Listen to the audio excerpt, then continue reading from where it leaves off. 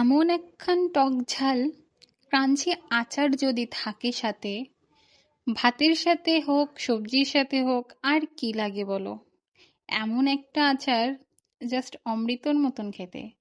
ঝালের পরিমাণও যেমন ঝাঁকানাকা, তার সাথে ক্রাঞ্চি, মানে গালের ভিতরে পুরো ব্লাস্ট করে যাবে। এত দারুণ খেতে। তো চলো দেখা যাক কিভাবে তৈরি করেছি।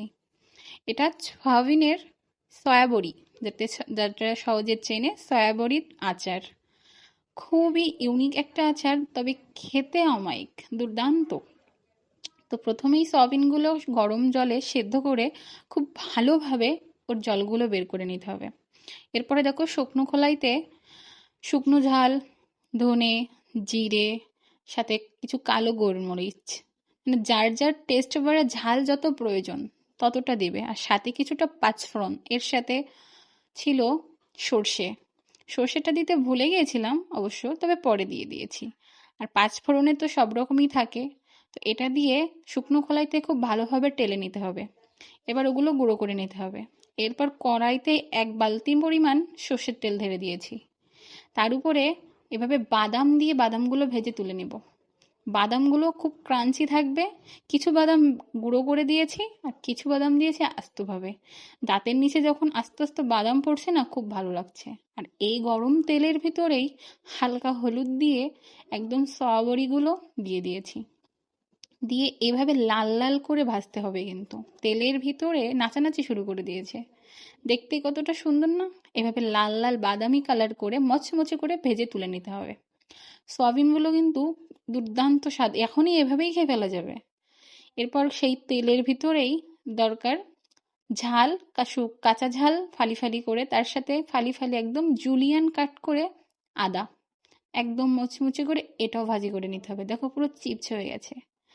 এইবার এই ভাজিগুলো সব একসাথে করে তেলের পরে সব সয়াবিন, তার সাথে বাদাম ভাজি, তার সাথে ঝাল আর আদা কুচি সব একসাথে দিয়ে, সাথে কিছুটা বাদাম বাটা আর যে ভাজা মশলাটা রেখে দিয়েছিলাম সেই মশলাগুলো দিয়ে খুব সুন্দরভাবে মিক্সড করে নেব।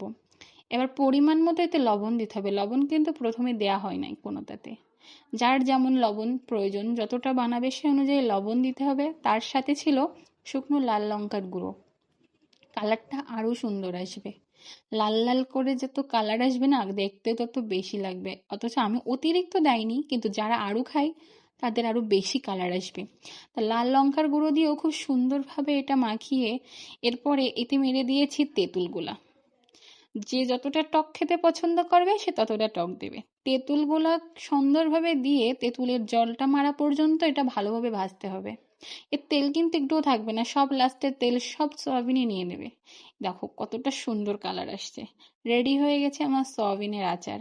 টক ঝাল মিষ্টি এই আচারটা দেখে তো আর লোভ সামলাতে পারলাম না। সাথে সাথে গরম ভাতের সাথে এই আচার নিয়ে ভাতটা মাখিয়ে সুন্দরভাবে মাখাইতে হবে, কিন্তু একদম চটকে চটকে।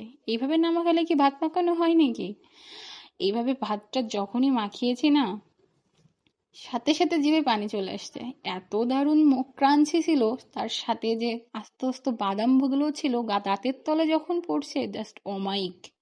ওয়াও, যেই গালে দিয়েছি এক বাইট, পুরো গালের ভিতর ফ্লেভারের বোম ব্লাস্ট করে গেছে, নাচানাচি শুরু করে দিয়েছে। এত দারুণ টেস্ট। এমন একটা ভাজি বা আচার থাকলে আর কোনো তরকারির প্রয়োজন পড়ে না আমাদের তো কারোরই। দেখো এভাবে এক নলা করে যখন গালে দিবে না, সাথে সয়াবিনের ক্রাঞ্চি ভাব, তার সাথে ঝাল, তার সাথে বাদামের যে ক্রাঞ্চি ফ্লেভার দাঁতের নিচে যখন পড়ছে না, জাস্ট দুর্দান্ত।